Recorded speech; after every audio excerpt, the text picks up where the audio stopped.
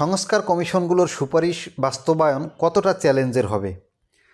বাংলাদেশে অন্তর্বর্তী সরকারের প্রধান উপদেষ্টা অধ্যাপক মোহাম্মদ ইউনূসের গঠিত কয়েকটি সংস্কার কমিশন সুপারিশ সহ রিপোর্ট দিল এসব সুপারিশ কতটা বাস্তবায়ন সম্ভব হবে কিংবা আদৌ হবে কিনা, অথবা বাস্তবায়নের ক্ষেত্রে কোন বিষয়গুলো চ্যালেঞ্জ হয়ে দাঁড়াতে পারে তা নিয়ে নানা ধরনের আলোচনা শুরু হয়েছে।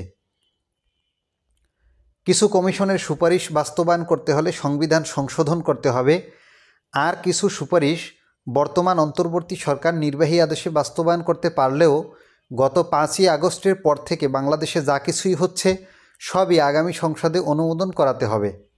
ফলে অনেকের মধ্যে এই সংশয়ও আছে, সংস্কার বিষয়ক সব সুপারিশ পরবর্তী সংসদ নাও গ্রহণ করতে পারে। রাজনৈতিক দল, বিশ্লেষক ও সংস্কার কমিশনের সঙ্গে যারা জড়িত ছিলেন তাদের কেউ কেউ বলছেন সুপারিশগুলো সব দলের কাছে গ্রহণযোগ্য না হলে কিংবা তাদের মধ্যে যদি ন্যূনতম ঐক্যমত্য না হয় তাহলে অনেক গুরুত্বপূর্ণ সংস্কার সুপারিশ শেষ পর্যন্ত কাগজেই থেকে যেতে পারে। প্রধান রাজনৈতিক দল বিএনপির জাতীয় স্থায়ী কমিটির সদস্য ইকবাল হাসান মাহমুদ টুকু স্পষ্ট করে জানিয়েছেন, কী সংস্কার হবে বা কতটা সংস্কার হবে তা ঠিক করবে কেবলমাত্র সংসদ ও নির্বাচিত প্রতিনিধিরা। দুর্নীতি দমন কমিশন বিষয়ে সংস্কার কমিটির প্রধান হিসেবে দায়িত্ব পালন করা ডক্টর ইফতেখারুজ্জামান বলছেন, রাজনৈতিক দল ও সামরিক বেসামরিক আমলাতন্ত্রের উপরই নির্ভর করবে শেষ পর্যন্ত এগুলোর কিছু বাস্তবায়ন হবে কিনা। রাজনৈতিক বিশ্লেষক ও ঢাকা বিশ্ববিদ্যালয়ের শিক্ষক রাশেদা রৌনক খান বলছেন, সামগ্রিক সংস্কার ইস্যুর ভবিষ্যৎটা শেষ পর্যন্ত জনগণের ম্যান্ডেটের উপর নির্ভর করবে বলে মনে করেন তিনি।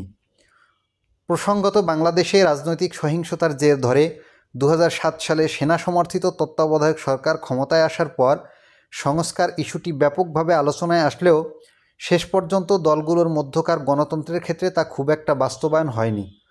তখন গণপ্রতিনিধিত্ব আদেশ 1972, রিপ্রেজেন্টেটিভ পিপলস অর্ডার 1972 বেশ কিছু গুরুত্বপূর্ণ পরিবর্তন আনা হলেও নির্বাচনী কার্যক্রমে তার যথাযথ প্রয়োগ কখনোই হয়নি বলে অভিযোগ আছে।